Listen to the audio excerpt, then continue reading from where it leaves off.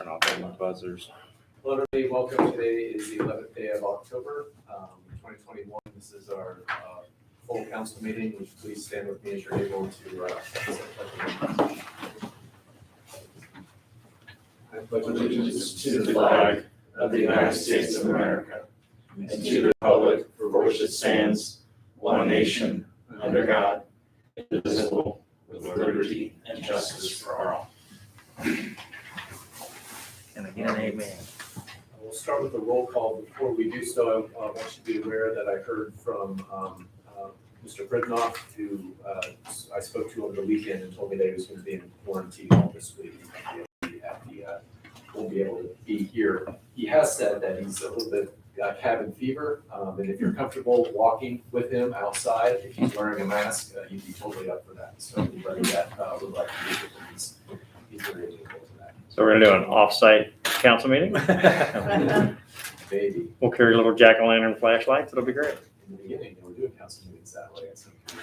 Mr. Lancer, would you do a roll call, please? Mr. Badger? Here. Here. Mr. Knet? Here. Mr. Pridnoff is not present. Ms. Snyder? Here. Mr. Van Harn? Here. Everyone but Mr. Pridnoff. We have a motion to accept, to excuse Mr. Fidna. Motion to excuse Mr. Pridnoff. Second. All those in favor? Aye. Aye. Without objection, I'll take that as unanimous. Thank you. And has everyone had an opportunity to look at the agenda, and do I have a motion to accept or to amend and accept the agenda this evening? Motion to accept. Second. All those in favor? Aye. Take that as unanimous. I don't see that we have anyone registered to speak to council this evening. Is that still true? Yes. And then for the minutes to be approved, I do have an amendment. I apologize for the tardiness of bringing this to your attention, Mr. Lancer. On the mayor's report, on the line that says that the 66 runs included on the list where 36 runs should read that were not in Golf Manor. Okay. As opposed Yeah, to that were not from Golf Manor. That I'll were- clarify that. I appreciate it. Are there any other amendments to the minutes? Just a note, in your special session with Mr. Greg Dale, it's Bride Dale Claring. I think we got this as Claring Dale and Bride. Yeah, he did correct me when I was reading that, but I forgot to mention that in the minutes. Any other amendments? All right, do we have a motion to accept as amended? Which one? The, to the mayor's report? No, which date? There's two. Oh, I'm sorry, for this September 30th. Is that correct? Is that what we're Yes. talking about? Yes. Yes. Motion to accept as amended. Second. All those in favor? Aye. Thank you. And it is from September 13th. October 6th. I'm sorry. What am I looking at here? These are the minutes from September 30th. Okay, I was looking at the wrong thing. I apologize. Same question, correct date. Any amendments or motion to accept? Motion to accept. Second. All those in favor? Aye. Aye. Thank you.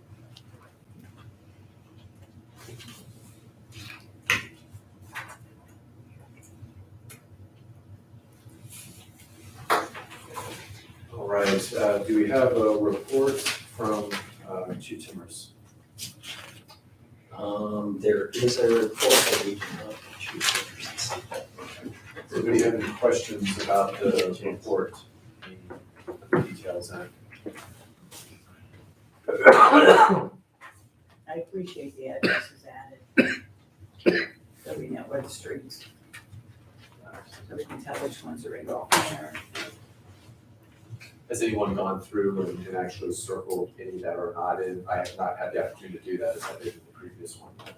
I didn't circle. I mean, are all those addresses supposed to be in Golf Manor? No, I was Okay, just, just no, making sure. Okay. this was not to say the report was incorrect. The purpose of my identifying those was that there were previously been some reports about how the high number of Golf Manor runs. Sure, yeah, I looked at that Yeah, part. I so I thought, was identifying just which clarifying. were really Golf Manor.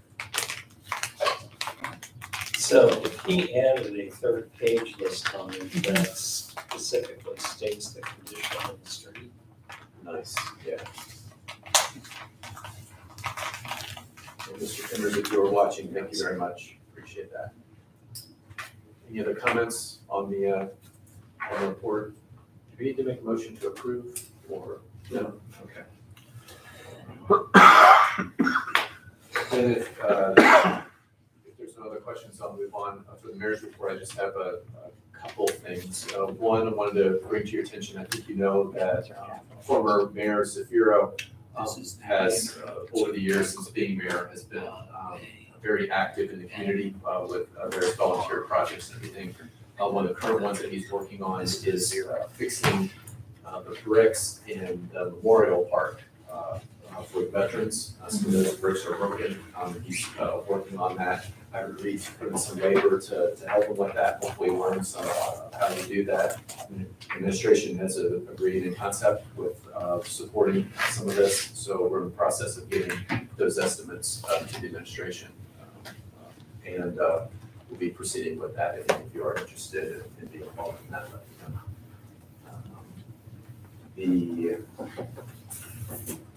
I did not write my list down, and so I think I'm going to say that's it for the mayor's report, and probably I will apologize profusely later on. I'm like, oh, I remember this. Mayor's Administrator. Okay, so COVID protocols continue. For administration project updates this week, the Manor Road update, nothing new to update other than we just want to make sure that the word is out there that that project is probably not going to end until the middle of November. Weather, apparently those couple of rainy weeks we had slowed them down. The waste collection contract changes have transitioned nicely. As I mentioned in the previous meeting, set your recycling out tonight. This is the first actual recycling that we've done. So send your green bins out weekly now. Also a reminder that yard waste recycling for 8 weeks begins on Monday, October 18th, which is next Monday. So in that would require putting yard waste in paper bags for Rumpke to pick up, or you can sit limbs and so forth out. Check the Rumpke flyer. You should have gotten that in the mail this week. It has all the details in it. Good news on the playground project. We made our first payment. They got the check today, and the equipment has been ordered. I don't yet have a date for the project to begin and be completed yet, but they'll let us know. Part of the issue is materials availability. We did meet with Hamilton County Planning and Development last week with our representative who's helping us fund the project with the COVID funding, and they seem to be very helpful and very interested in helping us through getting this project done and future projects in the village. So it's kind of nice to have that visit last week. On the strategic plan, we conducted our successful first round of identifying issues that hopefully will give us a pathway to moving the village forward. We are looking to conduct a next session, another working session with council sometime in the next couple of weeks to focus on community engagement. And the date that we were looking at was Thursday, October 21st at 6:30. That's when the consultant was available, but I understand that someone may not be available at that time. So what we'll need to do is I'll have to go back and see if we can identify another date. And then Mr. Don, I guess the mayor can call that meeting. Correct. When we decide to do that at that point. So I'll keep you up to date on that. When I last reported to council on the CARES Act funding, which is the ARPA reporting, we were expecting to have a report due at the end of this month. They actually changed the deadline to April 30th. So we have a little bit more time to flesh out our list. I still intend to have a list of potential projects in front of council at the next meeting, particularly the finance committee. I did post an article on the website. I'd like to remind all the candidates and folks who are supporting their favorite political cause or charity that there are requirements when you put temporary signs on your own personal property. Temporary signs may not be placed in the public right of way. They may not be put on utility poles or on any public property. There's an article in the blog of the homepage that is a very condensed version of what the rules are. We just appreciate if people can help us with that. Then finally, it's hard to believe, it's the end of October. There's a big spider in my house at the moment, thanks to Mr. Simile. But Halloween in the village will be on Sunday, October 31st, 2021, from 6 to 8. We hope everyone stays safe. And Chief, do you have any comments on Halloween? Yeah, we'll have extra officers out during the trick or treat hours, and be as visible as we can. So what's nice is I heard Dr. Fauci apparently today said that outside trick or treating is a safe activity. So it'd be nice to see you get back to normal for our children. So that's the end of our report. Are there any questions? Thank you, Mr. Hurd. I did recall the other thing, and the reason why I forgot is because I did not write one up. I was planning on doing a proclamation for Indigenous Peoples Day today, and as I was researching it, I realized that there wasn't just one template of one that I particularly liked. So I will be making the proclamation this month, but not this evening. But I did want to make people aware that I am planning on making a proclamation to identify today is that day. And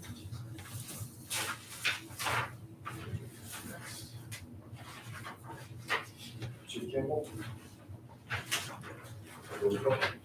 I have Sorry. do you want me to go first? Yes, Mr. Lanza. Sure. Real quick, there will be, I'm requesting an amendment to appropriations. It's that time of the year when UAN kindly gives me revenue warnings. We need to adjust the revenue forecast for the mayor's court, the local police, and the computer fund. Those three funds in particular are a little difficult on the budgeting, the forecasting side, because a lot of them are really dependent on what runs through mayor's court and what doesn't. So we just need to revise those revenue forecasts and do a slight adjustment to some appropriations. Thank you, Mr. Lanza. Any questions? I apologize. No problem. Chief Kimball. Yeah, I have the mayor's court report, speaking of mayor's court, for the month of September 2021. Total to the village was $1,748. Total to the state, $220.50. Other revenue from court costs, $7.50 for a total of $1,976. That is the end of the September mayor's court report. Motion to accept the mayor's court report. Second. All in favor? Aye. Thank you. Also, I'll repeat, for Halloween, we'll have additional officers out, visible patrolling. Typically what we do is we hand out glow necklaces, things like that to make the children more visible. That's our plan to do again this year, as long as there's no supply issues. I haven't heard of glow stick shortages, but we never know. Thank you.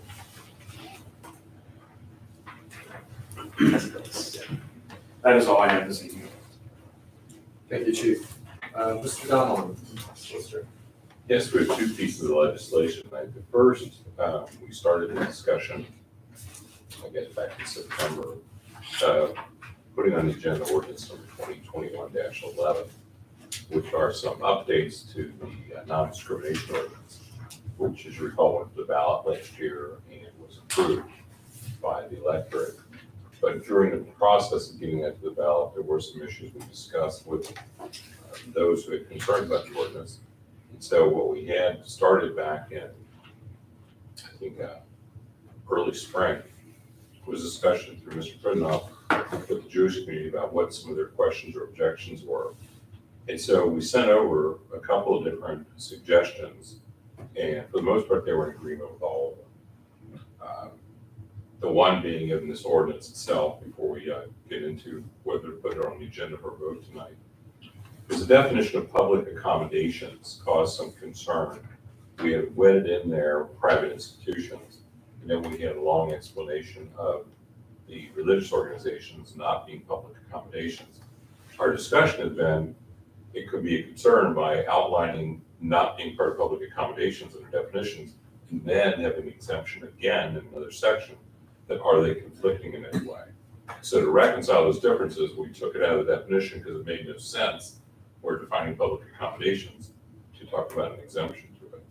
The other thing that made no sense was a private club is a private club is a private club. It's not a public accommodation. So we cleaned up that definition in that section 1 of the ordinance, and the Jewish community was in full agreement with that.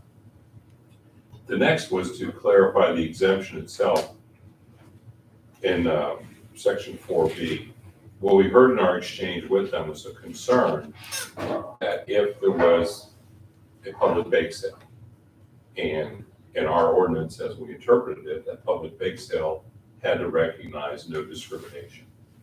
Their concern was that they did this once, they lose their cloak of protection for all other activities. So this section exemption was narrowed down to except when offering goods for commercial purpose. You always have an exemption. So incident by incident, you do not have that protection. But as a group, you have that protection always as a religious organization.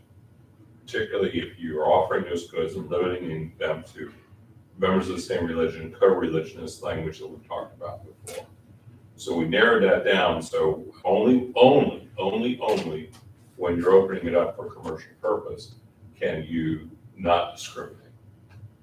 So if you want to rent the hall to the public, you can't discriminate as to who can rent it. If you're renting the hall to your members, you can say it's restricted to members only, and only members may come in. The other exemption we recognized was, as we went through the process last year, the Supreme Court was making decisions. One of the decisions being a religious organization has very broad protections and discretion in their hiring practices. So we recognize that anything we have here relative to protections and employment practices is subject to Supreme Court rules. And what we did was specifically cited that case. So there's no question that that's what we meant. When we talked about section 4, we said it was deleted. There was no need to then reaffirm Our Lady Guadalupe. We just brought it into the proper paragraph. The Supreme Court tells us you have that protection, you'll always have that protection. And the last was what we heard during the discussion was the exposure on the civil penalties. So we capped it at a maximum of $2,500. So if a complaint comes in on a Tuesday and every day could be a separate violation and it takes 3 months to get through it, you're not exposed to $500 every day for 3 months. You're exposed to $500 for an occurrence or every day that is repeated, up to $2,500. So all of these were vetted through REA and his constituents. They agreed to all of them. Oddly, they didn't like the added exemption under the commercial purposes. I don't know why. So that gives you 2 layers of protection. They said, well, we're still concerned. And the concern is we want nothing. We won't want an ordinance. So 6 weeks ago, I sent this ordinance and these suggested changes back to REA. A group of us had reviewed them. I've not heard from him in terms of do they still have that objection. And we talked about it in the earlier September meeting that we wanted to move forward with it. Again, I invited him at that meeting. If there's any comments or concerns, let's hear those as we get into the process. The idea being, we did a lot of work on this in 2019 and 2020. It went to the ballot, the residents approved it, we recognize there's some tweaks, but let's get moving forward on the Human Rights Commission. Those who, like Dave Williker from across the street, called me because he had some interest in the commission. He had a general question, like many people, hey, if I get sued as a commission member, am I protected? Yes. We have insurance coverage that extends to council members, employees, and members of our commissions. I said, so you'll be defended, to be protected, and there are certain immunities that you have. I also said it's our intent, once we get the 5 commission members identified and appointed by council, to have an orientation meeting, to explain to them what their role is, to go over the ordinance with them, explain to them the process. So we're not just throwing open doors and saying, you figure it out. He really liked that.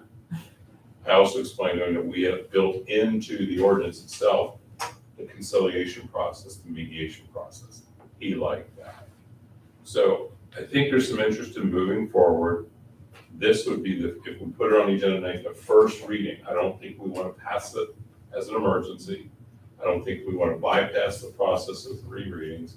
But if we start tonight, at least putting 1 reading behind us, we've got a 2nd reading October 25th, a 3rd reading in November. The changes would take effect in December so that the commission can be organized to start in January. Making these changes does not put the entire ordinance back on the ballot. So if someone wanted to referendum these changes, that's all they're referending, these changes. So the question is, do you want to go forward tonight with first reading so we can get that done? We can still have comments on the 25th. We can still have comments in November. And I will reach out to REA if we do read tonight and say, if there are some comments, can you send them to me before we get to the 25th so we can talk about them and know what the concerns are. And I would add that there was an invitation to the attorneys that REA was in contact with directly, bringing their questions to Mr. Donlin to work. And I've not talked to, through his group, I've talked to only REA. I did communicate to the attorneys that we dealt with through the process with Quality Ohio and said, if you have any questions, they have not come forward with any questions or concerns. through REA, the invitation was provided to the attorneys in the Jewish community to directly communicate with Mr. Donlin to kind of, make that process easier for them if they had continuing concerns or any continuing feedback. And we did not hear back. And it could be that their silence means that we did achieve what we wanted to, which was reconciling a lot of these differences and explain why we wanted this exemption restated this way. Reaffirming that no, the doors are not kicked open, that you're no longer protected.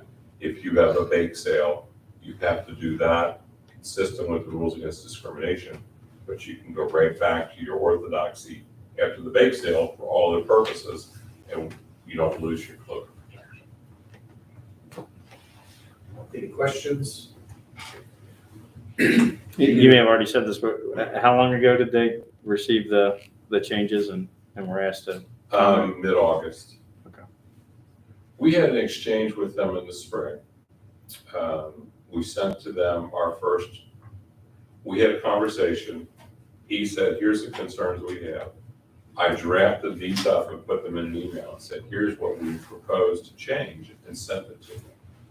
Their email response back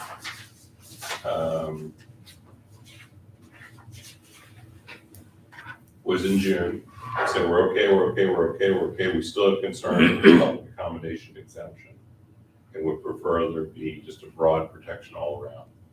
Religious institutions feel that they are still not protected and they'd be unable to allow community members and even synagogue members to use their facilities due to risk of litigation. My response back was, after we vetted it, was saying, no, you don't lose your protection. You have absolute protection. Members of your community have that protection for any internal event that you have. It only applies to external events. And you don't, because you have a bake sale one day, lose all the protections the rest of the time. And so that was his June. We sent this back through.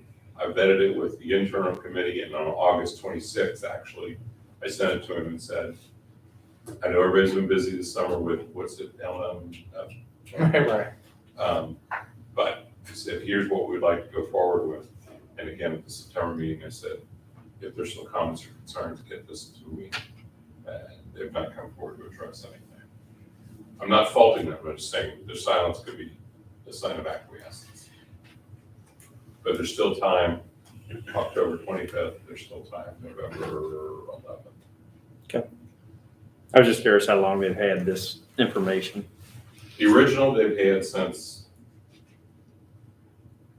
We sent it to them and. Yeah, I'm just talking about the rewording. Yeah, It's also been our council packets for the past. Yeah. 2 or 3 council. So. the original wording was sent to them back in May. The original wording of the changes. Yeah, so the wording in 349 has not changed since May. Okay. What they came back with was, we're okay, we still have some concerns on this. I wrote back to them and we discussed it and said, no, we believe that exemption is important because it's not applicable just to the Jewish community, it's applicable to any religious organization. That you do not lose your cloak of protection. Cool. So we looked at it as you're getting 2 layers of protection. And they were saying, well, we would rather not even have to deal with this. Already been addressed. Okay. No, I was just curious of the time frame. We have a motion to proceed with the first reading. Do you need a motion to read by title only? Motion to read by title only. So moved. Second. All those in favor? Aye. Without objection, I'll take those unanimous. This is the first reading of ordinance 2021-11, an ordinance amending sections of ordinance 2019-10 entitled an ordinance to combat discrimination and for the guarantee of equality and inclusion. And I would need a motion to approve for first reading. Questions, discussion, and the roll call vote. Motion to approve. Second. All those in favor? Well, any questions or discussions? Any questions? I still have one question about the $500 a day. I was going through different examples in my head. If someone wants to rent an apartment, the landlord makes it clear they're not going to rent to somebody who's, they're going to discriminate. They file the claim, or I call it claim with the commission. Then they review it. How do they figure out the fine? Is it just that day or is it the 5 days that I'm trying to figure out, how do you figure that out? It's very fact dependent. If someone says, I knocked on the door on a Saturday and I wanted to rent the apartment, they told me, no way, we will not rent the case. It's 1 day. That's potentially a $500 fine. If we can't reconcile it. You know, if the person comes back and says, okay, I apologize, I didn't know that these were the rules, I won't do it, the commission can decide we're done with it. No fine. The person says, no, I think I should do whatever I want, we go through a full hearing, it's 1 incident, 1 day, it could be a $500 civil penalty. If they insist on putting a sign in the front yard that says apartment for rent, gays need not apply, and it's out there for a week, they could be subject to a $2,500 fine. Does this, one of the questions that I had about that cap, $2,500, is that right? Is if someone wants to put up a sign in front of their apartment building that says, space available except if you're a Jew. All right. And they say, well, I'll just pay the $2,500. Do you have recourse for that discrimination in that instance? We can assess them up to $2,500. We can look at, is there anything else we could do at that time because it's blatantly in your face. Yeah. And it could be on something like that we refer them to housing opportunity made equal because they are violating the law. But and that's the thing when going through with REA and the others, we can't sit here and come up with 1,000 different examples and say, well, how would you rule on that? How would you rule on that? How would you rule on that? We don't know. Because we could have one opinion of it and the 5 members of the commission go, I don't see that as a problem. And that's what's going to be important, not only the training, but making sure that that commission is diverse and inclusive. Since you have a wide variety of people with their opinions and perspective to address things. Yeah, I was just tripped up on the day thing, just how that works. I'm just trying to put it together. You think of public accommodations, or you think of an employment issue, or you think of, there's all different scenarios, and then the day, how does that, anyway, that's what I'm trying to get my head around. And that goes back to when we started this process in 2019. Not wanting to make this a criminal ordinance, as some jurisdictions have, and not wanting to create a whole court of law in our community, as some jurisdictions have. Is to say, we've always used the term, we want to right size this or Gulf Manor size this. So the suggestion we talked about was one, a cap at $2,500. Yes, someone could say, it's cost of doing business, here's your check for $2,500. But we may have to address, is that then an ongoing violation every time they pay $2,500 and go right back at it? I just wanted to kind of ask, echo the same question. So there's a violation, an obvious violation, say on Monday, and it's brought to our attention, and then we set it up for hearing, and that's 10 days later. Does that automatically $500 a day for the first 5 days? Or is it, hey, this happened on Monday, you're on the schedule. Now, if you do it again, you need to be hit again. If they do it again on Thursday to a different couple, that should happen. My question or my confusion was, if there's an accusation on Monday, but we can't get to it, for 10 days, I just didn't want to see somebody just, hey, it's not my fault that you're going to count Monday, Tuesday, Wednesday, Thursday when nothing's really occurring except a calendar day. Well, If they're being fined, that means the commission has found that they were in violation. So if they're saying there's apartments for rent, but they're turning someone down continuously. Yes, I think this question is. Yeah, it's just a matter of how long due process takes. So if they get to the end of it and they're found guilty that they violated the ordinance on Monday, but it took us 14 days to get to that point, are we? Violation itself, not for Right. the days. Okay, yeah, I just want to make sure that was the case. He said, so. Yeah, if it's a point complaint, we were there, we were told we couldn't rent it. Okay. That's an occurrence. It may take us months to get through that, months to get through. But if I got a second couple that comes in and says, we went on Sunday, same thing happened. Right. I got two different occurrences. Okay, that makes sense. Or That's all I the person needed. says, I'm just gonna put a sign up every day that says need not apply.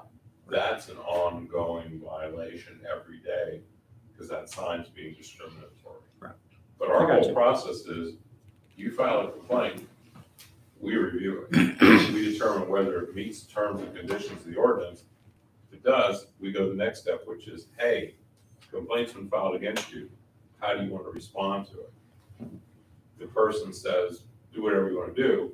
We would then bring in a mediator to say, can we sit down and talk? If the person says, I'm not doing a dang thing, you can't talk me into anything, then we'll go to the commission for hearing. But our hope is that people who may be ignorant of what the rules are would look at it and go, okay, Mhm. I won't do it again. And we address it that way. That's fine. That satisfies my question. And that's what we're gonna want to enter to educate the commission members on. This isn't a complaint filed on Monday and you're holding a hearing on Wednesday.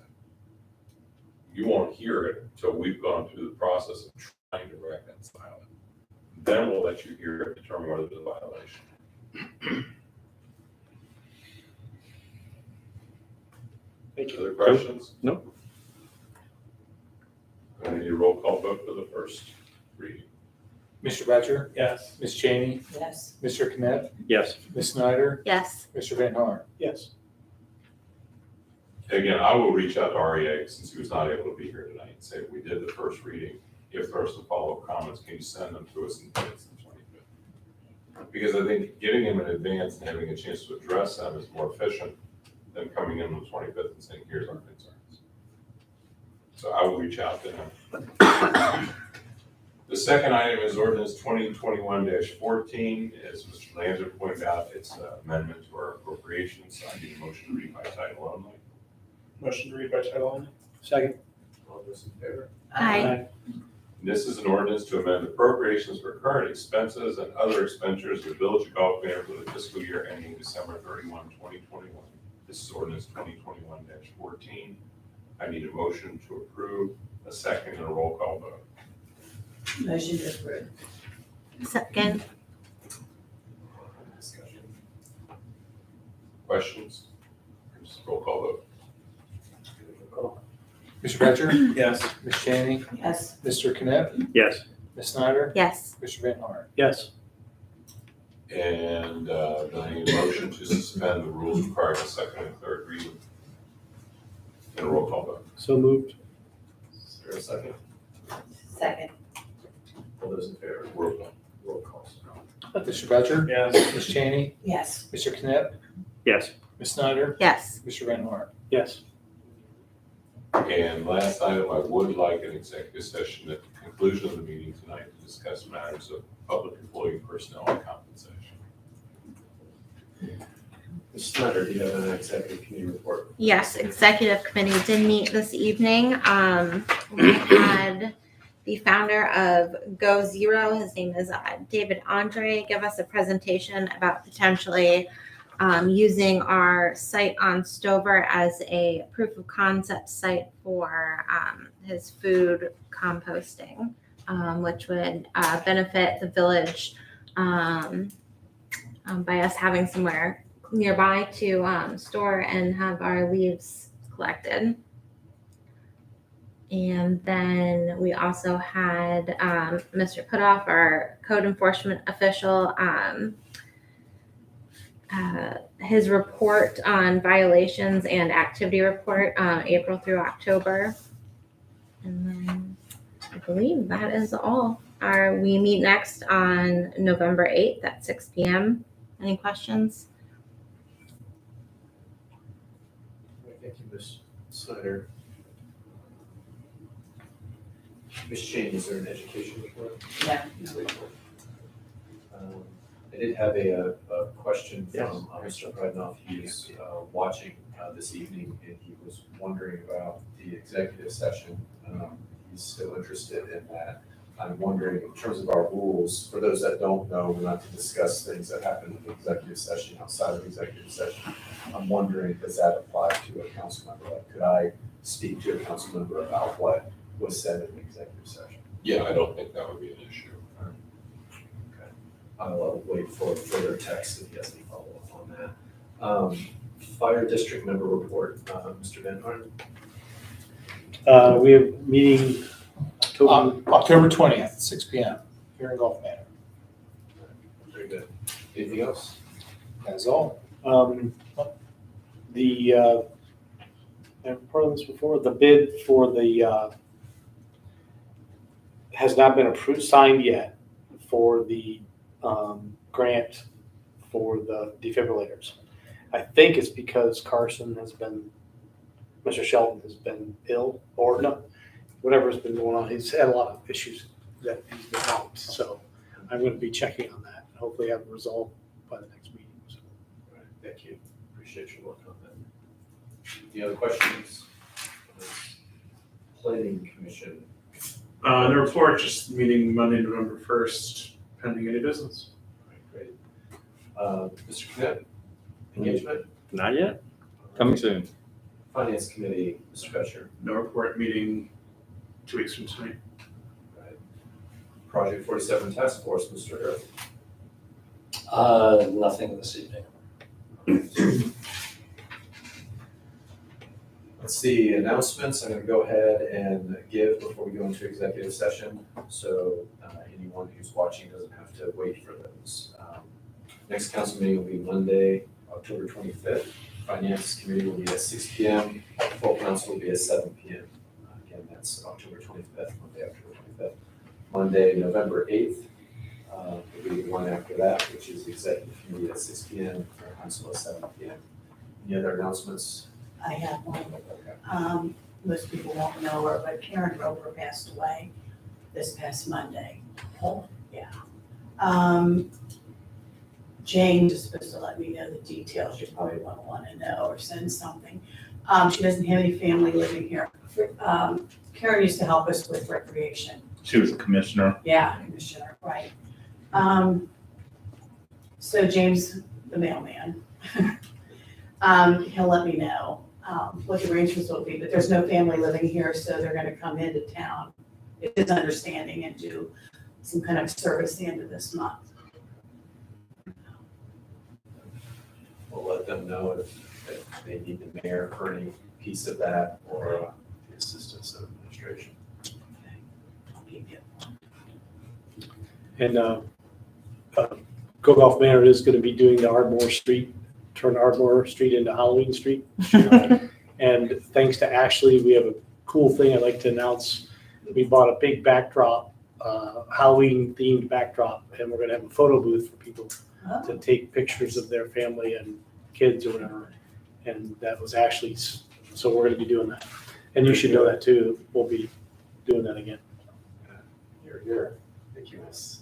Snyder. Come. Yeah. Love Amazon shopping. You got big brains. All right, so if you're watching, we're going to go dark. We'll be coming back just to adjourn.